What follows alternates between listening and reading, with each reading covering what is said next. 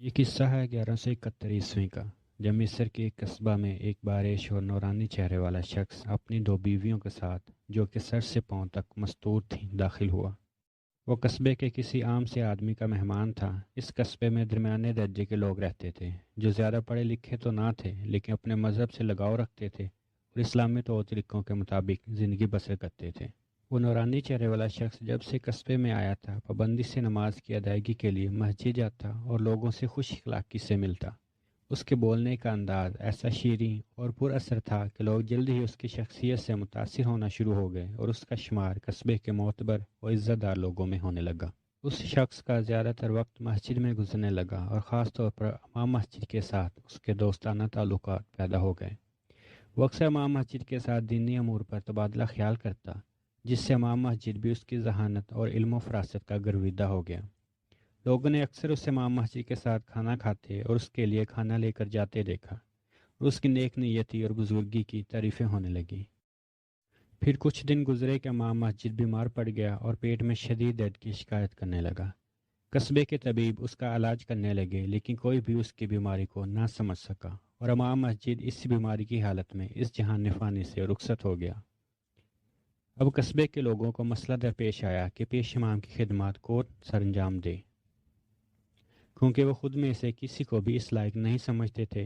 وہ سیدھے سادے مسلمان تھے، کوئی بھی انہیں اسلام کے متعلق اللہ اور اس کے رسول کا نام لے کر کچھ بھی بتاتا تو وہ اسے سچ مان لیتے اور عمل کرتے۔ ابھی لوگ نئے پیش امام کے بارے میں فکر مند تھے کہ اسی بارش اور نورانی چہرے والے شخص نے خود کو نئے امام مسجد کی حیثیت سے پیش کر دیا۔ لوگ تو جیسے اسی انتظار میں تھے، انہوں نے فوراً اسے پیش امام کے طور پر قبول کر لیا اور اس کی رہائش کے لیے گھر فراہم کیا اور اس کے اخراجات کی ذمہ داری اٹھا لی۔ اسی دن سے وہ خوش گفتار و علم و فراست والا شخص امام مسجد اور مبلغ کی ذمہ داریاں نبھانے لگا۔ اس معمولی سے واقعہ کے کچھ مہینوں بعد کہ جس کا حکومت کے معاملات سے کوئی تعلق نہ تھا، سلطان صلاح الدین ایوبی کو رپورٹ پیش کی جا رہی تھی کہ مصر کے ایک چھوٹے سے قصبے میں ایک امام مسجد سیدھے سادے لوگوں کے نظریہ جہاد اور معاشرتی نظریہ کو بگاڑنے کی کوشش کر رہا ہے، اور وہ یہ کام بڑی خوبصورتی سے کرتا ہے۔ اس کے بیان کا انداز ایسا پر اثر اور سحر انگیز ہے کہ لوگ بہت جلد اس کا اثر قبول کر رہے ہیں، نہ کہ اسی قصبہ سے بلکہ دور دور سے بھی لوگ اسے سننے کے لیے آتے ہیں۔ سلطان صلاح الدین ایوبی علماء کی بہت عزت کرتا، یہاں تک کہ ان کی موجودگی میں ان کی اجازت کے بغیر بیٹھتا بھی نہ تھا۔ اس معاملے میں بہت فکر مند ہوا اور اسے فوراً گرفتار کرنے سے منع کر دیا کہ یہ اسلام اور عقیدے کا معاملہ ہے۔ لوگ ان معاملات میں جذباتی ہوتے ہیں اور وہ کسی ثبوت کے بغیر کوئی کارروائی نہیں کرنا چاہتا۔ ایک روز وہی شخص معمول کے مطابق عشاء کی نماز کے بعد لوگوں کو واعظ و تلقین کر رہا تھا۔ اس کے ہاتھ میں قرآن پاک تھا اور ہر بات میں کسی نہ کسی قرآنی آیت کا حوالہ دیتا۔ پوری مسجد لوگوں سے بھری ہوئی تھی، لیکن ایسا معلوم ہوتا تھا کہ اس کے علاوہ مسجد میں کوئی اور موجود ہی نہیں۔ لوگ اس قدر انہماک سے اسے سن رہے تھے۔ بیان ختم ہو گیا، لوگ اٹھ کر جانے لگے تو ایک شخص کھڑا ہوا اور کہنے لگا کہ میں اور میرے ساتھی بڑی دور سے آپ کو سننے آئے ہیں، ہمیں جہاد کے بارے میں کچھ بتائیے۔ امام مسجد نے پھر اپنا بیان شروع کر دیا اور کہنے لگا، جہاد کا مطلب یہ نہیں کہ دوسروں کی سرزمین پر قبضہ کرنے کے لیے قتل و غارت کرو۔ جہاد کا مطلب قتل و غارت نہیں، خون خرابہ نہیں۔ اس نے قرآن کی ایک آیت کی تفسیر یوں بیان کی کہ بدی اور گناہ کے خلاف لڑنا ہی جہاد ہے جو تم پر فرض ہے۔ اسلام تلوار سے نہیں، پیار سے پھیلا ہے۔ جہاد کی شکل اب بگڑ گئی ہے، کوئی بھی تمہیں صحیح جہاد کے لیے نہیں لڑاتا۔ سب اپنی بادشاہی اور حکومت کو وسعت دینے کے لیے تم لوگوں سے خون خرابہ کرواتے ہیں۔ تو کیا امیر مصر صلاح الدین ایوبی ہمیں گمراہ کرنے کے لیے لڑا رہا ہے؟ اسی شخص نے پوچھا۔ نہیں، امام مسجد نے جواب دیا، صلاح الدین ایوبی پر اللہ کی رحمت ہو، وہ وہی کر رہا ہے جو اس کے بڑوں نے اسے سکھایا ہے۔ وہ سچے مسلمان کی حیثیت سے وہی کام کرتا ہے جو اس کے دل میں ڈالا گیا ہے۔ اس میں صلاح الدین ایوبی کا کوئی قصور نہیں۔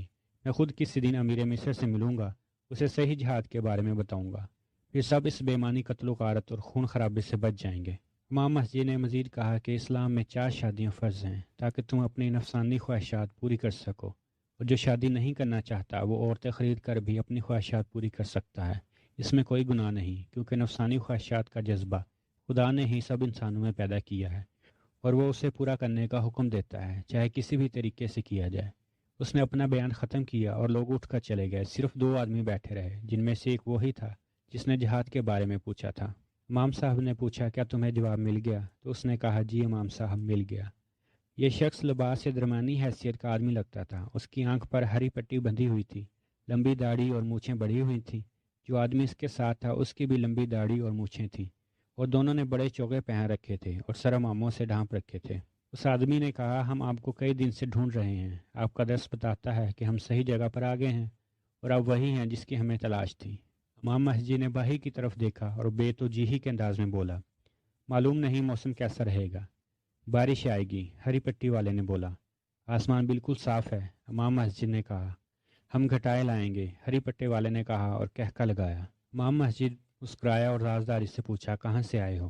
1 مہینے سے ہم سکندریہ میں تھے، اس سے پہلے شوبک میں تھے، اسی آدمی نے جواب دیا۔ امام مسجد نے اور چند باتیں پوچھیں اور یقین کر لیا کہ یہ اپنے ہی آدمی ہیں، اور انہیں اپنے گھر لے گیا۔ گھر میں وہ 2 لڑکیاں بھی تھیں جو کہ اس کی بیویاں بن کر ساتھ آئی تھیں۔ لڑکیوں نے دونوں مہمانوں سے تعارف کیا اور انہیں شراب پیش کی۔ امام مسجد کہہ رہا تھا کہ میں بہت بڑا کارنامہ سر انجام دے رہا ہوں۔ مسلمانوں کو جہاد سے روکے رکھنا اور ان کو نفسانی خواہشات کی تکمیل کے لیے ہر طریقہ اختیار کروانا اب کوئی مشکل نہیں رہا۔ اتنے میں ہری پٹی والے آدمی نے اپنی آنکھ سے پٹی اتار دی اور اپنی داڑھی کھینچ کر چہرے سے لگ کر دی، اور اس کے ساتھی نے بھی اپنی مصنوعی داڑھی اتار دی۔ امام مسجد سکتے کے عالم میں ان دونوں کی طرف دیکھ رہا تھا۔ دونوں نے اپنے چوکوں میں سے تلواریں نکالیں اور ان تینوں کو حراست میں لے لیا۔ عالم نے یہ نہ پوچھا کہ وہ کون ہیں، کیونکہ اس نے اب پہچان لیا تھا کہ ہری پٹی والا صلاح الدین ایوبی ہے اور اس کا ساتھی علی بن سفیان، جو اس کے اپنے گروہ کے آدمی بن کر آئے تھے۔ صلاح الدین ایوبی نے اپنے ساتھیوں کو آواز دی اور کہا کہ سارے قصبے کو اکٹھا کرو اور باری باری سب کو اس امام مسجد کی اصلیت دکھاؤ۔ جب لوگوں نے آ کر دیکھا تو لڑکیاں لباس سے ہی سلیبی لگتی تھی، کمرے میں شراب کی بو رچی ہوئی تھی اور دیوار پر ایک سلیب لٹک رہی تھی، اور گھر میں بہت سے ہتھیار برآمد ہوئے، اور وہ زہر بھی جو کہ پہلے امام مسجد کو دیا گیا تھا، جس سے وہ پیٹ کی بیماری میں مبتلا ہو کر مر گیا تھا۔ صلاح الدین ایوبی نے امام مسجد کے اس سوال کہ آج موسم کیسا رہے گا کے جواب میں جو کہا تھا، اصل میں جاسوسوں کے ایک دوسرے کو پہچاننے کے لیے کوڈ ورڈز تھے، جس سے اس عالم کو یقین ہو گیا کہ یہ اپنے ہی آدمی ہیں۔ صلاح الدین ایوبی اور علی بن سفیان نے وہ کوڈ ایک ایسی صلیبی جاسوس لڑکی سے حاصل کیے تھے جس کی جان مصر کی فوج کے ایک کماندار احمد کمال نے بچائی تھی، اور وہ جاسوس لڑکی احمد کمال کے رویے اور کردار سے اتنی متاثر ہوئی کہ اپنے سارے راز اس کے قدموں میں رکھ دیے اور مسلمان ہو کر اس کی بیوی بننے کی خواہش ظاہر کی۔ اس کے علاوہ صلاح الدین ایوبی کے ایک قریبی ساتھی اور کماندار فیض الفاطمی کو بھی گرفتار کروایا، جو کہ غداری کا مرتکب ہوا تھا اور ابھی تک علی بن سفیان کے نظام میں جاسوسی کے شکنجے سے بھی بچا ہوا تھا۔ یہ ایمان اور کردار کی ہی طاقت تھی جو اللہ تعالیٰ نے اپنے نیک اور صالحہ بندوں کو عطا کر رکھی تھی، جن کے کردار سے متاثر ہو کر دشمن بھی دوست بن جاتے تھے، پر افسوس کہ جن کو دوست اور کلمہ گو بھائی سمجھا جاتا تھا وہی دشمن کے ہاتھ ثابت ہوتے۔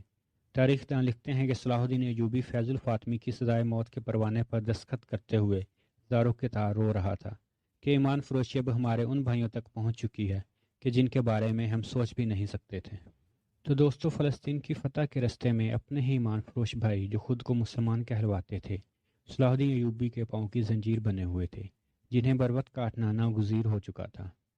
اس امام مسجد جو کہ صلیبیوں کا ماہر جاسوس تھا اور دونوں لڑکیوں کے ساتھ صلاح الدین ایوبی نے کیا سلوک کیا، یہ ہم آپ کو انشاءاللہ اپنی آئندہ ویڈیو میں بتائیں گے۔